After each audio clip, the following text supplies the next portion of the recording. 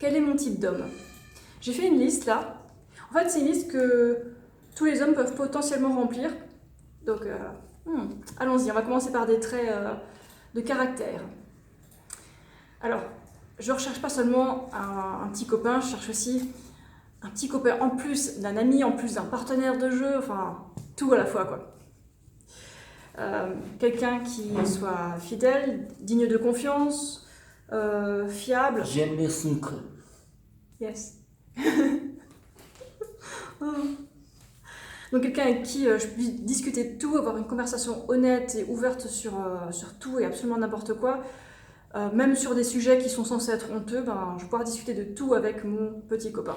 Très important. Ensuite, je veux pas un drogué. Bon bah déjà les drogues c'est pas très sain, et puis en plus c'est souvent associé à des comportements en société qui sont pas super, donc le vol et tout ça, la malhonnêteté, bref. Ensuite, je veux pas quelqu'un qui soit en mode cétogène, ça c'est juste pas possible. Le caractère ça va pas aller du tout.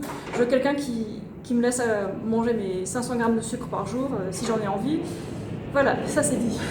Ensuite, je veux pas quelqu'un qui fait tous ses déplacements en voiture, c'est juste pas compatible. Qu'est-ce que c'est? Ouais, je veux quelqu'un qui se déplace de manière plus écologique que ça, par exemple, à vélo, ou en marchant, ou en prenant les transports en commun. Voilà. Quelqu'un qui s'en fout pas de l'environnement, quoi, et qui se bouge pour faire ses mouvements, quoi. Faire ses déplacements, pardon.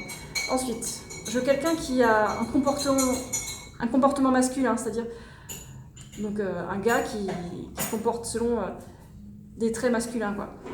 Après, si vous savez pas trop qu'est-ce que je veux dire par là, tapez sur Google énergie masculine et puis vous verrez toute une liste de traits de caractère. Alors quand je dis comportement masculin, je veux pas dire quelqu'un qui est brutal ou qui se comporte comme un homme des cavernes, hein, c'est pas du tout ça l'idée, quoi. Et en fait, si moi par exemple j'ai un comportement, enfin une énergie féminine et lui a une énergie masculine marquée, on aura une polarité qui sera assez importante et du coup une attirance importante, quoi. Ensuite, oui, donc la polarité c'est important. Ensuite, je veux quelqu'un qui a, on est dans les traits physiques maintenant, quelqu'un qui a un taux de graisse corporelle assez bas, comme lui, hein, vous l'avez vu. C'est ma préférence personnelle, quoi. Ensuite, je veux quelqu'un qui soit sportif et fort. Donc pas juste un gars tout maigre, mais quelqu'un qui est fort, quoi. Et aussi, une autre caractéristique importante, un gars qui a une libido qui est au moins aussi importante que la mienne. Voilà. À mon avis, quelqu'un avec qui on couche pas, c'est... Est-ce qu'on peut vraiment appeler ça notre petit copain, notre chéri, tout ça? Ouais, c'est important comme le sexe dans une relation amoureuse, quoi. Ensuite, bon, c'est évident ça, mais à mon avis, il faut qu'il y ait des passions communes, des intérêts communs. Après, je dis pas qu'on doit être complètement pareil, mais au moins qu'on ait des passions communes, quoi, des trucs qu'on peut faire ensemble, des trucs qui nous passionnent ensemble, des rêves communs et tout ça, quoi.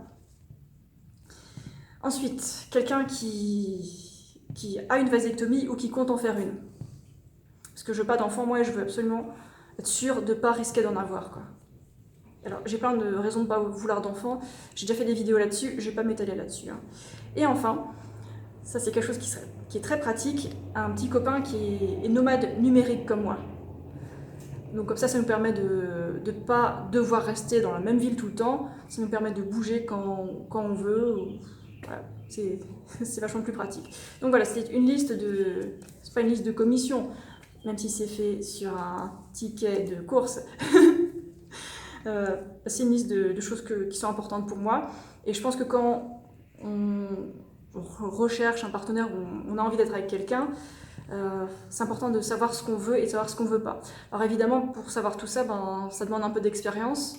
Et une fois que vous êtes clair sur ce que vous voulez, c'est plus facile de vous orienter, quoi. Bon.